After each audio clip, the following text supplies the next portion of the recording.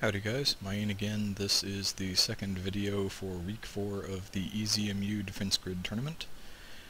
This is the map Containment, and the mode is Bog Standard Story. This is one of the most difficult maps in the game, at least in the base game, and is by percentage the most difficult map to score on of any of the maps, whether you can juggle them or not. It's by far the most difficult fixed path map. Anyway, there is one entrance, one exit, and one entrance to the core housing. There are flyers that enter through here and come back across through here, so towers that can hit air placed here and here are going to get a couple of bites at the apple as far as the flyers go. So while they're not totally negligible, you don't really have to worry about them. The major concern on this map is going to be taking care of all of the ground aliens, which will come at you in rather large waves, pretty continuously, and require a whole lot of firepower to defeat in a timely manner. So, all of that said, let's go ahead and get started. The first wave takes 2 yellow guns, the 6 green gun equivalent, and it starts a build at 632 resources.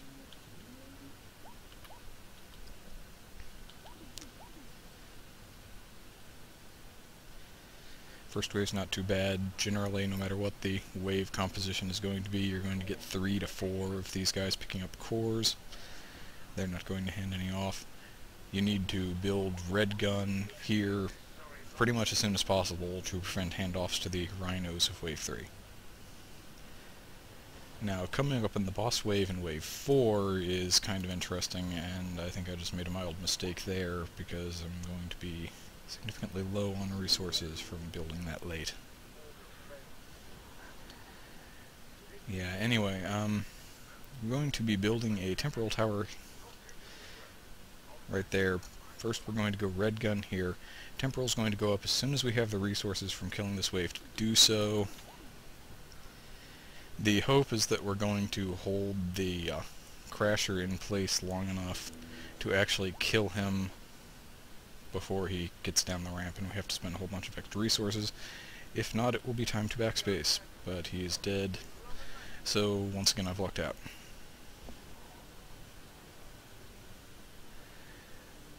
Setting up for the Seeker and the subsequent wave, we're going to build a couple of guns there, a cannon there, and a second temporal tower here.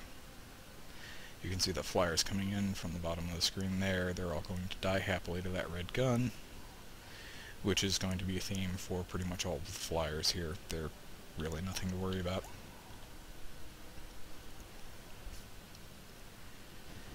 As you can see, these Seekers, unlike a lot of Seekers on other maps, tend to spawn in stuff really quick. I'm going to upgrade this temporal and this gun tower to yellow and red respectively to try and snag these guys as they come through and prevent handoffs. That worked out just about perfectly.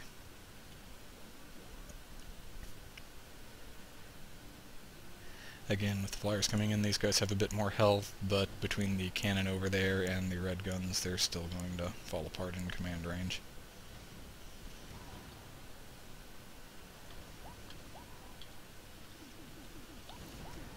Get a couple of cannons up to help with breaking the shields on this wave. I'm also going to build a couple of cannons down here for the same purpose. Those are also going to start hitting the flyers as they continue to come in the next few waves.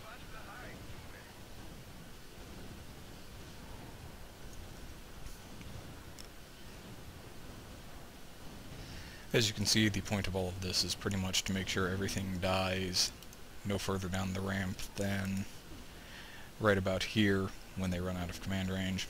You know, maybe a handful of them will, but by and large I think we've built to the point where we're going to get away with it. Now we're going to have the introduction of the Turtle, which is a new alien type introduced on the Containment map,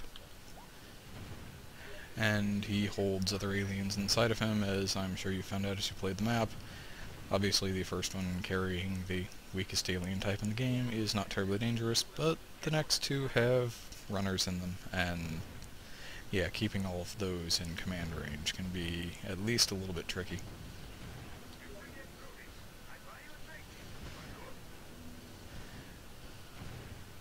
So we're going to lose a couple of them out of command range, but by and large nothing to worry about. Similarly, losing a couple of flyers out of command range up there. You can play around with the build a little bit to try and prevent that as you like. But really what I'm trying to do here is maximize the amount of interest I'm getting by not overbuilding.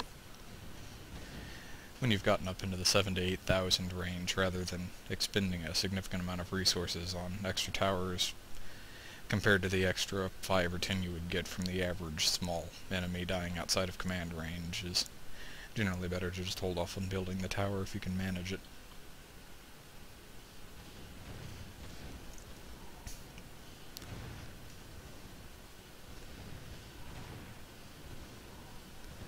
Another set of Seekers that don't do a whole lot. Now we're going to build a couple of meteor towers because we have another set of shielded mobs coming in, but they have even more shield health than the previous set did.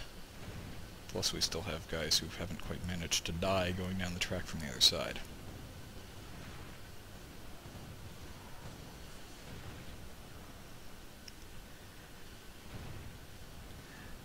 And this is basically the layout that you're going to see. Eventually I'm going to have a couple of meteor towers here, and probably one there for the final wave, to try and get things to die in command range as much as possible, and to keep cores in the housing as long as possible.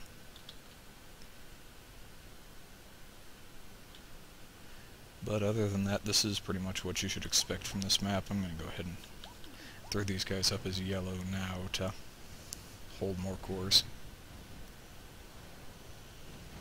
It's the trick, because these guys can hold 2 apiece. If enough of them take cores and steal them, you'll lose a significant amount of interest, so now it's actually worthwhile to spend at least some of your resource pool to keep that from happening, or at least hold the amount of time that you've lost them down to a minimum. That was 8 that are not gaining me interest at the moment. And I appear to be slightly off here, but thankfully it was all shielded guys rather than the decoys who were stealing them, so I was able to get away with it without cores running down the track.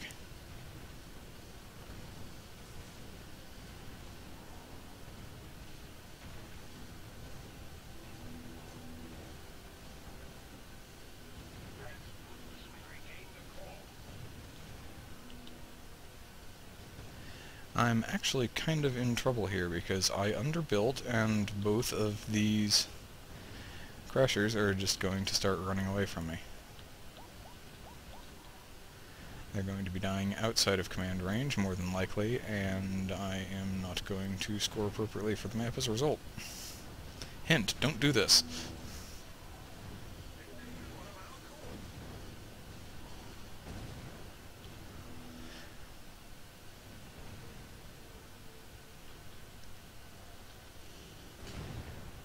This actually worked out incredibly poorly, but it's still worthwhile to show the basic layout of the map, so I'm not going to worry about it a whole lot.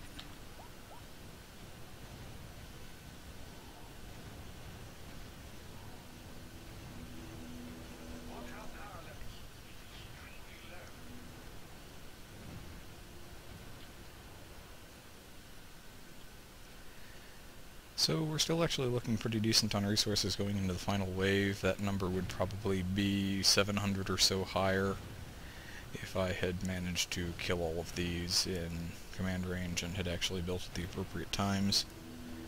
And overall that's going to have a fairly substantial effect on the score, although I think I'm still going to break 100,000.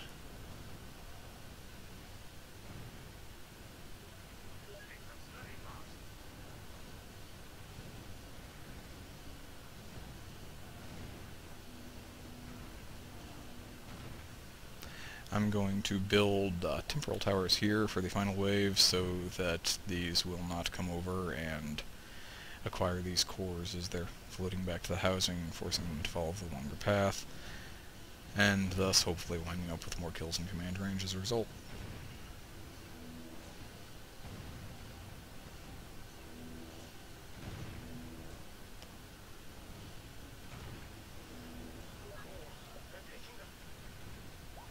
obviously, while I wasn't watching, the rumbler who'd gotten down onto the track actually got killed. Hurrah, hurrah. So now we're just down to waiting for these last couple of guys to die, and we'll be done.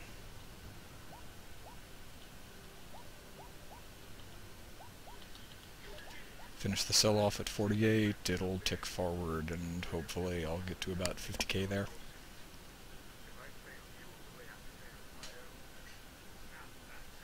So yeah, 104.4, which is a couple thousand off what I've done with this when I didn't make massive mistakes in the middle of the game. So it's a 19 tower build. Not everything gets fully upgraded, but most things do. I think I actually wound up totally neglecting that gun tower that I placed in the top right hand corner, which is eventually supposed to go red in an actual playthrough. But other than that, that is Containment Story Mode. There are an extra at least 32,000 points from this score to the top known real score by an actual human being. So obviously there is a lot of slop left in this layout. But seeing as the base score requirement for this is 69.5 for gold, I'd say that 104,000 is not too shabby.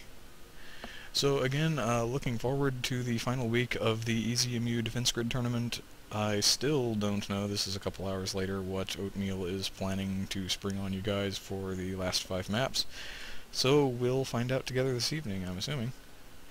Have a good one, guys, and good luck on the last week.